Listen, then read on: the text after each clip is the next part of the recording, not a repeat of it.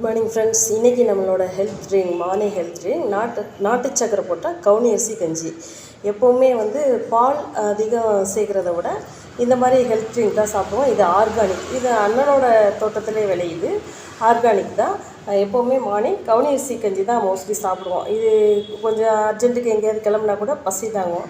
அடுத்து இன்றைக்கி ஆர்கானிக் இட்லி தான் அவிக்க போகிறோம். ஆர்கானிக் ரைஸு, மாப்பிள்ளை சம்பா ரைஸில் தான் இட்லி, ரெட் கலர் இட்லி அவிக்க போகிறோம்.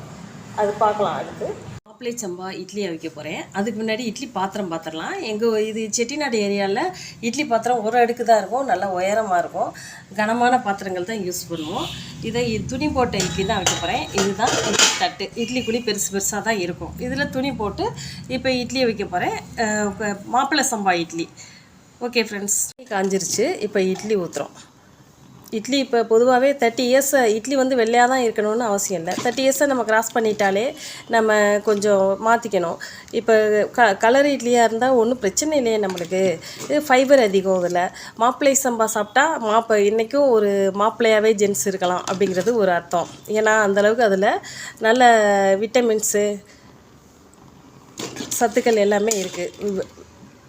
அதனால மாப்பிள்ளை சம்பா அரிசி சாப்பிட்றது நல்லது அப்படிங்கிறாரு. இது எங்களோட சொந்த வயல்லே விளையுது. அண்ணா கொடுத்து விட்ருவாங்க, அண்ணி கொடுத்து விட்ருவாங்க. நான் யூஸ் பண்ணுற எல்லாமே ஆர்கானிக் தான். அரிசியிலேருந்து, பருப்புலேருந்து, எண்ணெய் எல்லாமே அண்ணி கொடுத்து விட்ருவாங்க அவங்க வயல்லேருந்து. இப்போ healthy tiffin, organic tiffin ready ஆயிடுச்சு. இது மாப்பிள்ளை சம்பா இட்லி. இது தேங்காய் சட்னி. இதுவும் எங்கள் லேண்ட்ஸில் விளைஞ்ச தேங்காய் தான், ஆர்கானிக் தான். இது அண்ணி பழனி லேண்ட்ஸ்க்கு போயிருக்கும் போது எடுத்துகிட்டு வந்துருந்தாங்க. அங்கே சின்ன வெங்காயம், பச்சை காஞ்ச மிளகாய் எல்லாம் பழனியில் விளையுது, ஆர்கானிக் தான். அண்ணன் ஆர்கானிக் தான் விரும்புவாங்க. இந்த மாப்பிள்ளை சம்பா ஆரணியில் இருக்குது. அண்ணன் அங்கே லேண்ட்ஸ் வாங்கி போட்டிருக்காங்க. ஆர்கானிக் தான் விரும்புவாங்க, அதனால் எல்லாமே ஆர்கானிக் தான். தேங்காய் சட்னி, அதுக்கப்புறம் மிளகா சட்னி. இது சின்ன வெங்காயம், மிளகா வச்சு வேக வச்சு அதுக்கப்புறம் ஆர்கானிக் நல்லெண்ணெய் வச்சு செஞ்சது. ABC juice. இது மட்டும் கேரட் பீட்ரூட்டு மட்டும் கடையில் வாங்கினது. இந்த லெமனும் எங்கள் தோட்டத்தில் விளைஞ்சது தான்.